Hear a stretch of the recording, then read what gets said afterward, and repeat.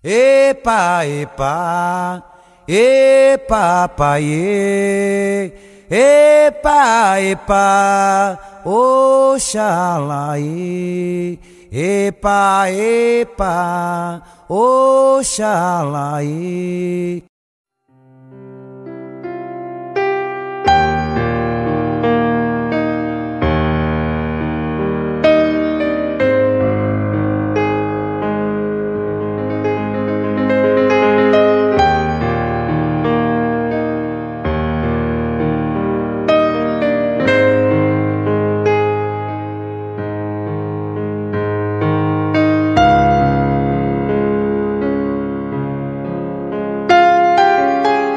Olá, amigos internautas, telespectadores da TV Saravá Umbanda.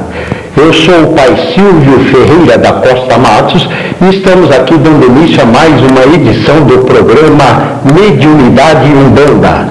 E você que ainda não me conhece, eu sou o presidente fundador da APEU, Associação de Pesquisas Espirituais Ubatuba, e sacerdote do Templo de Umbanda Branca do Caboclo Ubatuba. Ambos ficam localizados na rua Romildo Finose, 137, no Jardim Catarina, aqui na zona leste da cidade de São Paulo. E se você quiser fazer o contato, nosso CEP é 03910 040, ou então através do telefone 11, que é o DDD de São Paulo, 11 6911 4198, 6911 4198, ou então através do 6724 9522, 6724 9522. O amigo internauta, amiga, pode também contatar conosco através do nosso site. O site da APEU é www.apeu.rg.com.br, www.apeu.rg.com.br. E temos também o e-mail, né? O e-mail da... Peraí que eu vou dar uma olhadinha aqui no nosso e-mail, que ainda não consegui decorar. Ele é um e-mail assim com... deixa eu ver aqui. Caboclo Ubatuba, como é que é? Caboclo Ubatuba, tá difícil de ver aqui, meu Deus do céu, essas letras pequenas a gente vai ficando com as vistas meio curtas, não enxerga, mas tá tudo bem. Caboclo Ubatuba.apeu@hotmail.com, é isso? Caboclo Ubatuba .apeu@hotmail.com. Meio complicadinho, mas costuma sair. O importante é que você faça o contato conosco, mande as suas sugestões, as suas críticas, enfim, venha interagir conosco. E também eu quero aproveitar aqui para já fazer um convite para o nosso amigo telespectador conhecer o nosso templo, que faz as suas reuniões, seus trabalhos, todas as sextas-feiras a partir das 20h30. Bem, pessoal, hoje nós temos aqui uma surpresa agradabilíssima. Depois de muita conversa, eu consegui convencer essa nossa entrevistada de hoje para que viesse aqui trocar uma conversa. Ela é muito risonha. Eu acho que uma boa parte dos senhores já conhece. Ela não é famosa ainda pela sua atividade religiosa, mas é famosa pela alegria que ela deixa transparecer, por essa energia que ela acaba difundindo em todo lugar em que se encontra. Trata-se da mãe Roseli de Oxum. Mãe Roseli, antes de mais nada, sua bênção, seja bem-vinda ao nosso programa.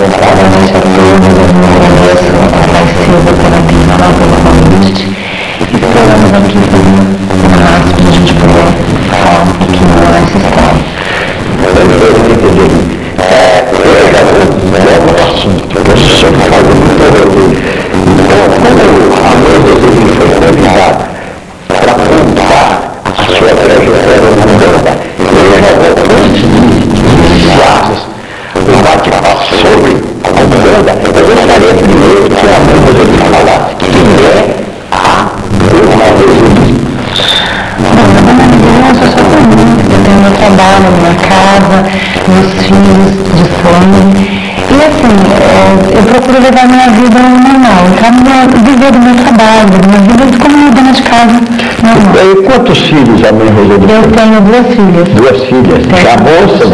Já todas 2 formadas, né? Já está casada. Ainda não tenho neto, mas... Então agora já tem quem te deu uma força, né? Os trabalhos religiosos sempre exigem um braço a mais, né? E a trajetória da mãe Roseli, assim, no âmbito da religião, porque normalmente as pessoas acabam indo para a Umbanda levadas pela dor. No seu caso, é uma exceção ou não fugiu à regra? Não, eu acho que não fugiu à regra. Não fugiu, né? Não. Eu só fui um pouquinho mais cedo, assim, por conta do meu pai, né? Pelo meu pai que tinha problemas de mediunidade, e eu comecei a frequentar o terreiro muito pequeno. E dali pra frente a gente, como criança, vai brincando lá, tudo, mas não tinha nem noção de que um dia poderia ser médium, né? Mas já estava dito pelos meus pais que eu poderia aguentar minha mediunidade sem nenhum problema até os 18 anos. A partir dos 18 anos eu teria que estar procurando desenvolvê-la.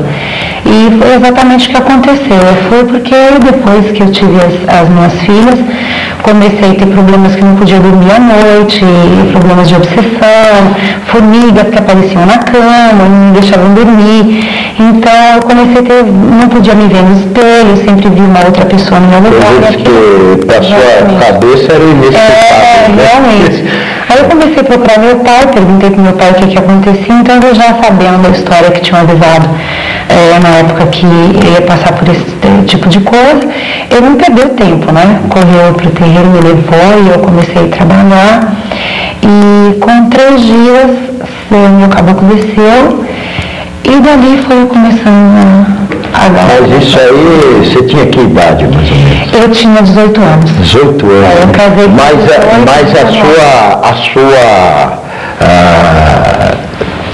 a sua primeira vez na Umbanda se deu ainda na infância, não foi?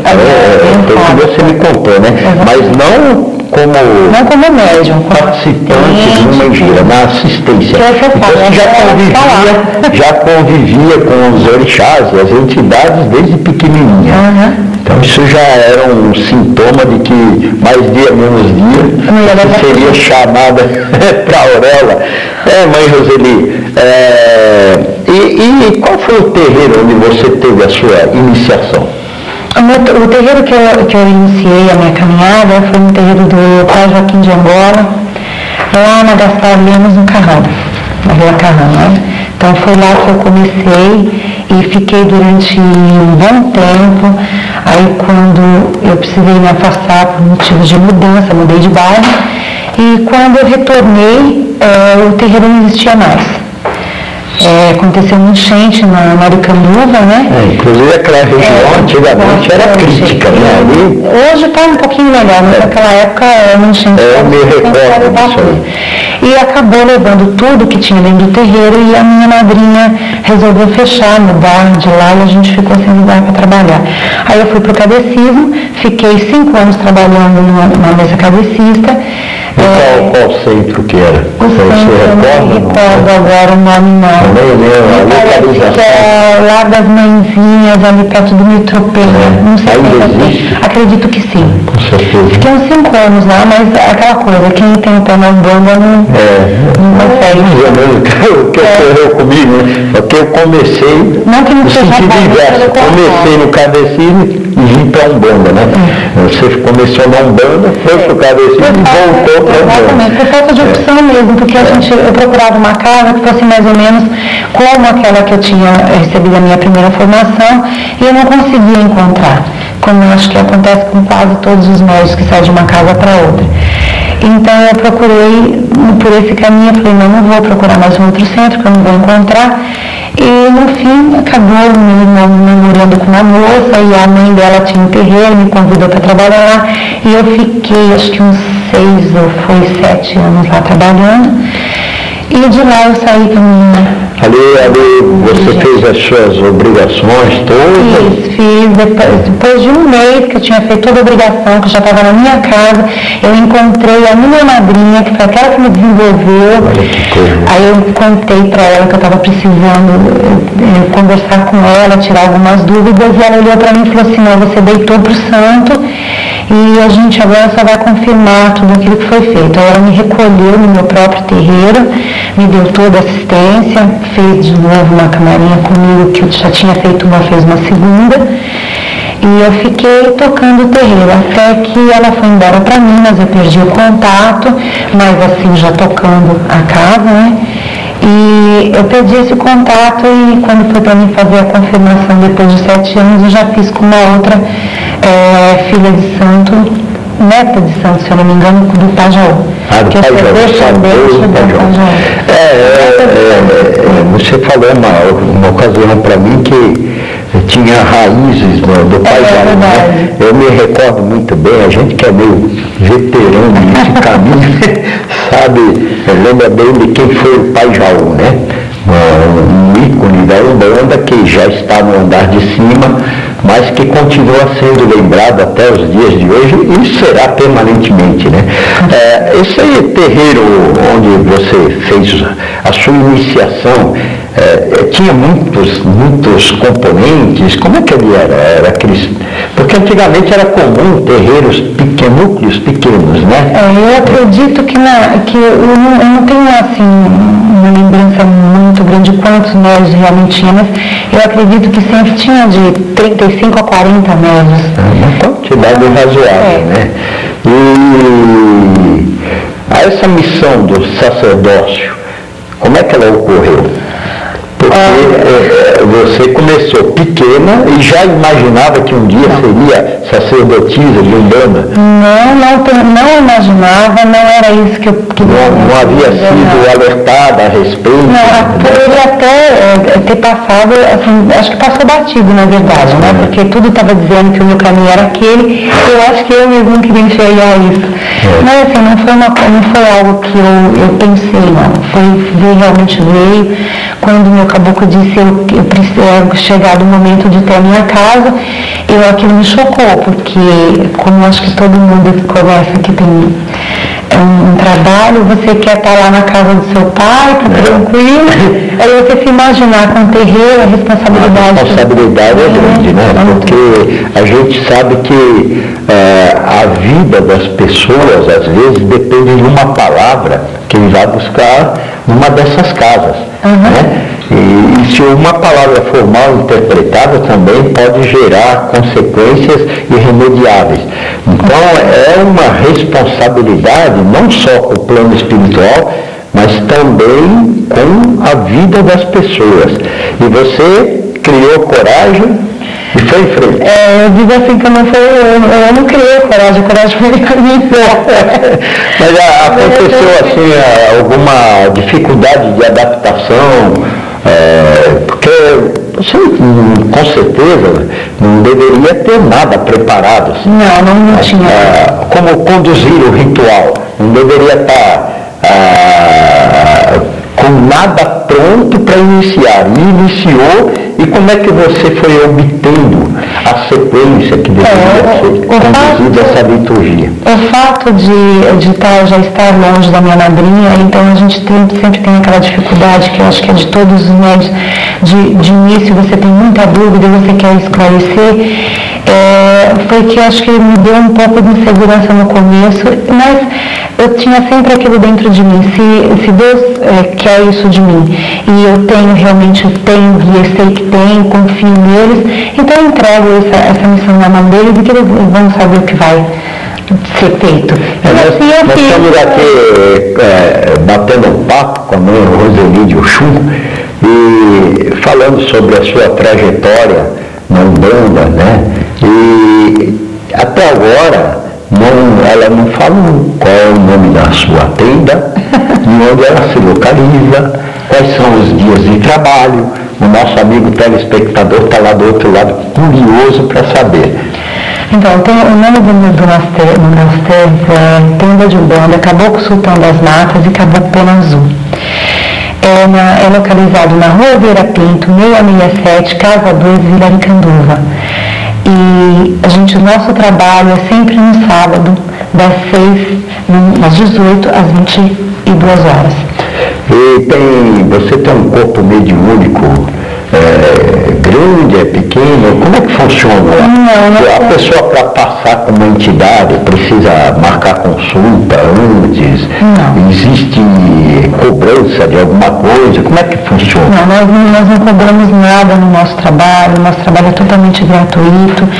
Se houver a necessidade de algum material, isso o próprio cambono da casa diz para as pessoas o que precisa e as pessoas mesmo trazem. A gente não cobra nada, o nosso terreiro é sustentado realmente pelos médios da casa, nós fazemos aquela parceria, né? Isso é muito importante, né? Bom, mas Roseli, nós vamos fazer aqui uma pequena pausa para tomarmos uma aguinha, né? E daqui a pouquinho a gente continua com esse bate-papo gostoso, tá? Aguarde.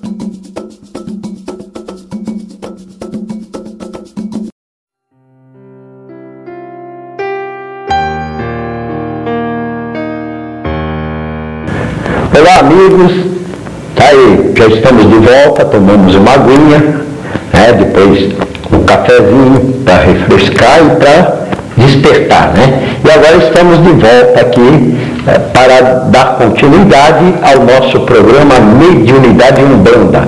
E você que é internauta e que está sempre conectado no www.tvsu.com.br, você já sabe, né?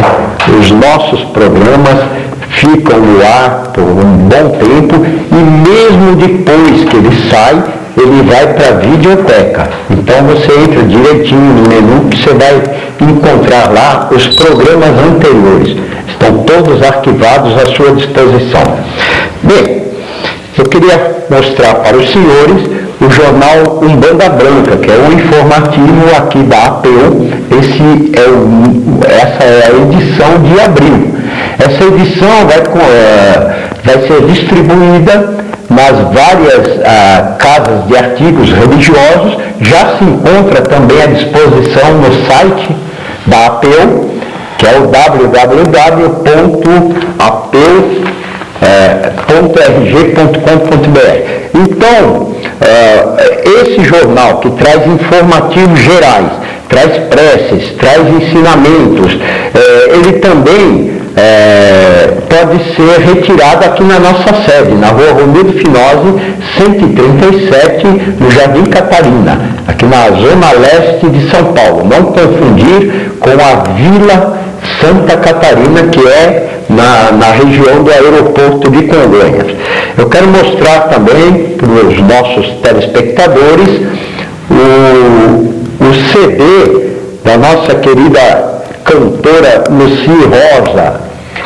essa nossa amiga que está sempre promovendo as coisas ligadas às religiões de Umbanda e Candomblé, e que está aqui com um CD, um lançamento, que os senhores poderão receber as informações através do site www.lucirosa.com.br www.lucirosa.com.br. Através do site os senhores terão todas as informações de como adquiri-lo. Aliás, eu estou sabendo, através da nossa grande amiga, que esse CD, já na primeira edição, já foi um sucesso total, né? E eu quero também lembrá-los que no próximo programa nós estaremos entrevistando essa grande cantora Lucy Rosa. É só os senhores aguardarem que, com certeza, ela terá muito para falar a respeito desse trabalho maravilhoso que é o seu CD Axé dos Orixás. Vou falar também a respeito do livro O Arraial dos Penitentes. Essa aqui é uma obra, um romance umbandista que nós escrevemos já há algum tempo, através da nossa mediunidade de desdobramento, e que traz a história de Mukua Mukunda, um escravo espiritualizado que foi trazido para o Brasil na época do Brasil colônia, e aqui ele foi dando explicações a respeito de todo aquele sofrimento dos escravos naquele período árduo, e também veio com o desenrolar da história, veio a se tornar o pai carnal do caboclo Ubatuba, que é filho de um escravo com uma índia. O romance pode ser encontrado nas maiores livrarias do Brasil. E também aqui conosco, através do reembolso postal ou do telefone 6911-4198 ou 6724-9522. Temos também uma obra aqui, que é do Sandro da Costa Matos. O Sandro é o Ogã Alabê, da Casa do Caboclo Batuba, aqui do Templo de Umbanda Branca do Caboclo Batuba. E como Ogã, ele elaborou essa obra, que é fruto de uma pesquisa muito profunda e também das instruções que ele recebeu do caboclo boiadeiro da Jurema, que se incumbe de cuidar de todo esse corpo instrumental da Casa do Caboclo Batuba. Também, da mesma forma, é um livro que pode ser adquirido nas melhores livrarias do país e também através do nosso site www.apeu.rg.com.br ou dos telefones 6911-4198 e também o 6724-9522.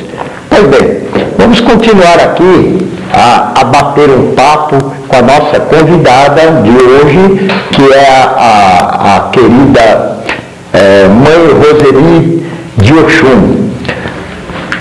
Mãe Roseli,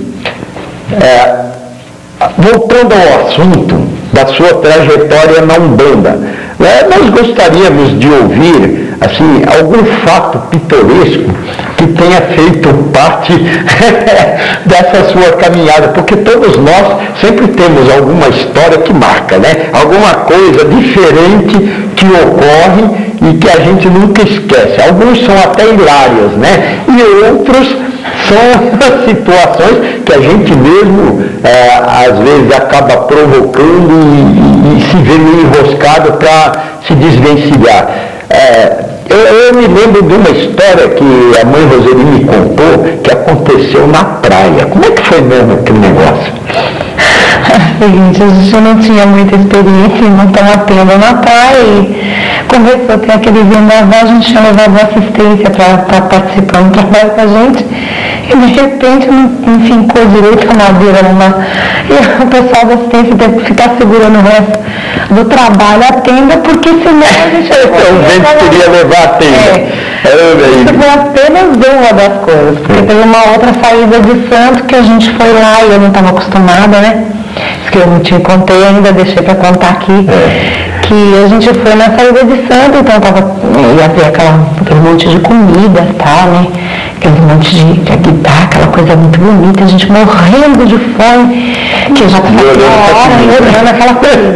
Aí chegou o pessoal falou, nossa, agora a gente acabou o trabalho, né? Vamos comer e tal. E eu olhei assim, tinha falado que tinha uma buchada, eu gosto de buchada, eu tinha comido, né? Aí a minha amiga do lado falou assim, olha, não come não porque isso aí não é uma buchada. Eu falei, como não é uma buchada? Não é uma buchada. Você olhou lá dentro, não é uma buchada. E eu queria entender o que ela estava falando, né? Daquilo lá. Eu falei, não como porque as partes íntimas do boi.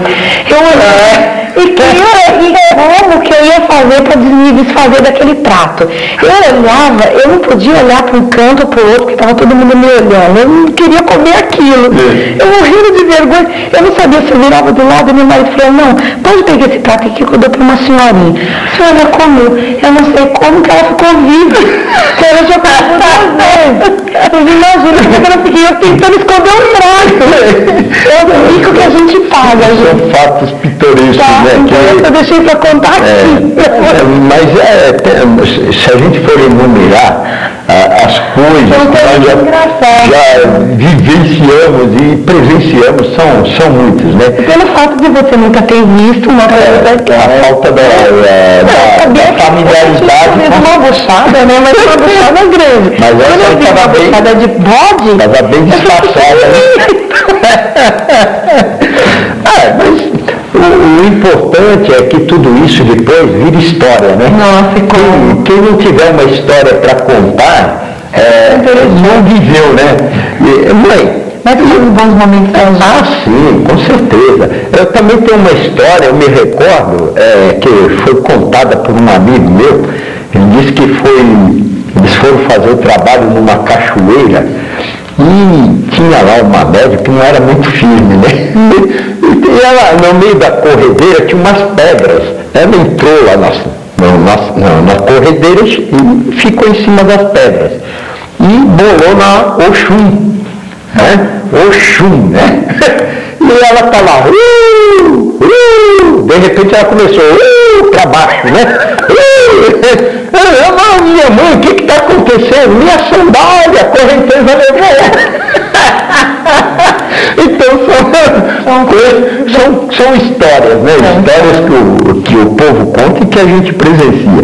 Mas tudo isso é muito, muito bonito assim, né? Depois que passa. Claro. Na realidade, não é nada bonito numa situação dessa.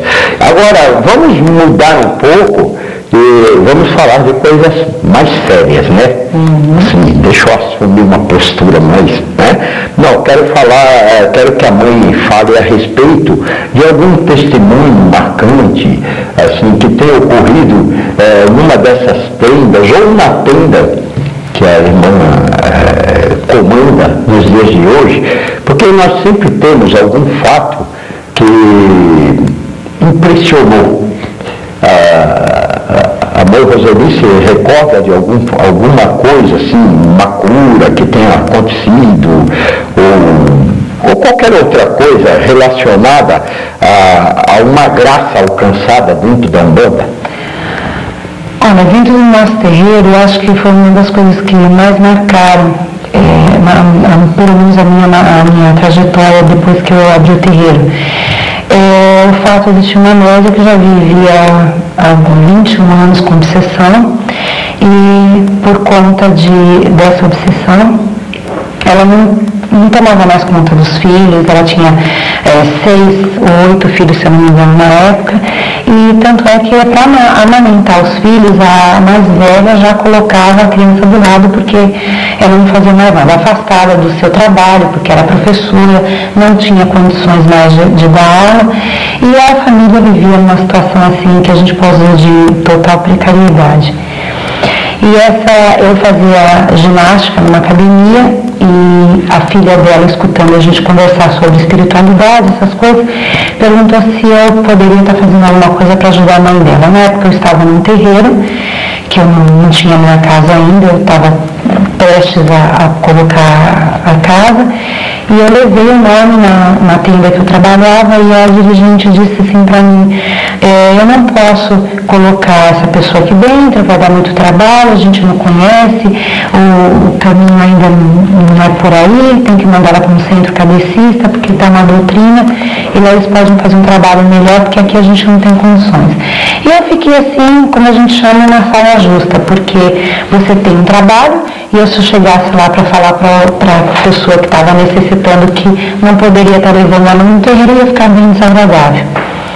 E sem saber o que dizer, eu cheguei em casa, pedi muita orientação para os meus guias, o que poderia estar sendo feito. E assim, de uma hora para outra, chegando a menina e falou assim, olha, você me traz isso, que eu vou tentar fazer alguma coisa. E esse material era assim, velas e água e umas flores que eu levei na calunga, e lá no cruzeiro eu fiz um pedido para que, se ela tivesse sido obsediada, que se fosse do merecimento dela que recorreu ao Baguaí, né? Exatamente, aí eu pedi ao Baguaí, a menina sã, que tomasse conta, que ela não poderia estar vivendo daquela jeito, se fosse merecimento dela, lógico, eu do meu que estaria pedindo. E fiz tudo o que tinha que fazer, fui embora. Um mês depois ela quis me conhecer, que eu até então não conhecia. E ela ficou, a partir desse momento, curada. E hoje é a minha médium mais velha da casa. Olha que maravilha. Tenho um carinho por ela muito especial. Assim como eu dou risada demais, mas eu choro também. É verdade. Um carinho muito especial. E a gente percebe que são coisas que marcam realmente a nossa vida. Principalmente, a mãe Roseli acabou de citar que essa pessoa faz parte hoje da sua casa religiosa. Essa é uma atitude rara, né? Porque normalmente as pessoas, quando têm problema, elas buscam as casas de Umbanda, talvez até como o último recurso, a última esperança. E depois de alcançarem algumas delas, né, eu poderia até citar que a maior parte acaba dando as costas para esse pronto-socorro espiritual que a acudiu, e alguns até têm assim, uma formação inadequada e chegam até a negar que um dia pisaram num terreiro de Umbanda. Então eu quero até parabenizar, como é o nome dessa irmã? Semília. Oi? Semília, né? Parabéns, irmã Semília, pela sua atitude, e que você é um exemplo, você é uma joia rara, que todos possam se espelhar na sua atitude e vir sempre somar naquela casa que serviu de escora, de ponto de apoio para todos esses irmãos nos momentos de dor, no momento de uma necessidade maior. Olha, parabéns. Agora eu entendo o porquê dessa emoção toda, né, mãe? Bem, mãe, o nosso programa, ele tem assim um tempo delimitado, né? Então, antes da gente chegar ao final, eu gostaria que a mãe Roseli falasse o que ela espera da Umbanda aqui nesse próximo 15 de novembro, onde ela vai comemorar o seu centenário. Quais são as suas expectativas com relação à nossa religião e à forma como ela está sendo conduzida, e o que se espera dos umbandistas daqui para frente? Eu acho que o que eu espero da Umbanda é realmente o que todos os umbandistas esperam, né?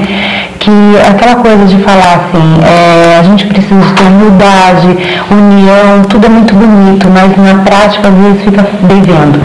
Eu acredito que a gente tem que fazer sim, mas com consciência, tem que procurar ver aquilo que, porque hoje a gente tem uma bagagem muito grande aí com as pessoas com muito curso, muito livre. Eu acho que tudo tem que ser feito, mas tem que ser usado de bom senso, porque certas coisas a gente ainda tem muito para ver, e quanto mais a gente pensa que aprendeu, não aprendeu nada. E o que eu espero é assim, união. Eu acho que está faltando, e aquela palavra-chave do nosso movimento hoje é união. Concordo plenamente.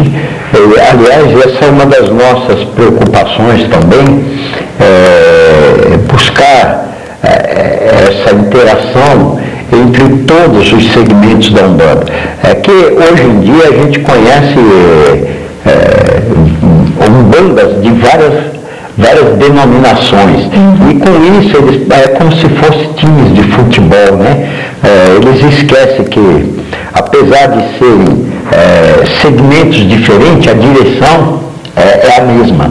O objetivo é o mesmo, e a direção também, porque todos caminhamos no rumo da divindade, no rumo do seio do nosso Criador, com o qual haveremos de um dia estarmos reintegrados.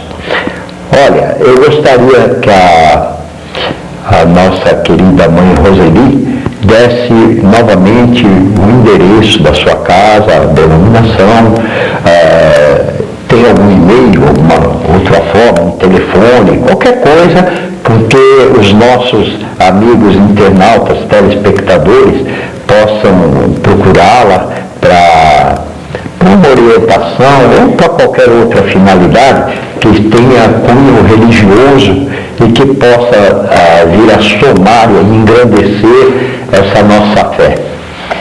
Bom, como eu já disse no início, o nome da tenda de Umbanda Caboclo Sultão das Matas e Caboclo Pena Azul, está localizado na Rua Vila Pinto 667, Casa 2, Vila de Canduva, aqui em São Paulo. Nas proximidades próximo ao shopping Aricanduva, para o lado da Rádio Leste. Para quem vê, é bom localizado. Centro, lá da Rádio Leste, fica entre o metrô Vila Matilde e... Mas lá a pessoa pode chegar e entrar ou tem que ser convidada? Não tem isso. A entrada é franqueada, funciona verdadeiramente como um templo religioso, né? Porque eu conheço algumas casas que também restringe, né? Só entra convidados. Então aí fica uma coisa meio que diferente do que é pregado dentro da Umbanda e dessa nossa busca, né? Que é da congregação. Pode continuar. O telefone para contato é 26539147, que agora o prefixo mudou, né? E o e-mail para contato é osante@ig.com.br. Pode repetir. osante@ig.com.br. Muito bem. Ainda tem muita coisa que a gente gostaria de saber da nossa respeitável mãe Roseli de Oxum, mas infelizmente, como o nosso tempo é curto, a gente espera que muito breve possa tê-la aqui de novo conosco para a gente continuar nesse bate-papo, que a coisa aqui funciona de maneira informal, nada de, protocolo, essas coisas, não, vamos bater um papo, como se a gente estivesse numa sala de visitas, ou como eu falei anteriormente, numa varanda, apreciando uma paisagem e jogando conversa fora. Bem, não jogamos conversa fora, naturalmente. Tudo isso serve para enriquecer o conhecimento do senhor, da senhora, do jovem, da jovem, e para que vocês entendam que ao galgarmos ou postularmos essa posição do sacerdócio, que aliás nos é imposta já antes de nós nascermos, né? Esse é o caminho normal. Isso não faz de nenhum dirigente um privilegiado. Aliás, eu mesmo já falei contigo, né? Porque o dirigente, ele é o único que não tem certas regalias. Ele não pode faltar nos trabalhos, ele tem que estar ali sempre pronto e preparado para orientar e para socorrer. A sua mão jamais se abaixa, está sempre estendida. Minha irmã Roseli, por haver aceitado o nosso convite, eu quero lhe agradecer em meu nome, em nome da APEU, Associação de Pesquisas Espirituais Ubatuba, em nome do Templo de Umbanda Branca do Caboclo Ubatuba e toda essa comunidade, esses nossos irmãos, e tenha certeza que eu sou um grande admirador desse teu trabalho, dessa tua maneira de ser, porque a mãe Roseli, ela é muito risonha, né? Como eu falei, o riso é uma das formas de desopilar a nossa alma, não é verdade? Então, sigam também esse exemplo, façam como ela, você que está aí carrancudo, sorria, tá? Então, a gente vai voltar numa outra oportunidade, se Deus assim nos permitir, e no próximo programa, com certeza, estaremos aqui entrevistando a grande cantora Lucy Rosa. Até lá, amigos, um abraço.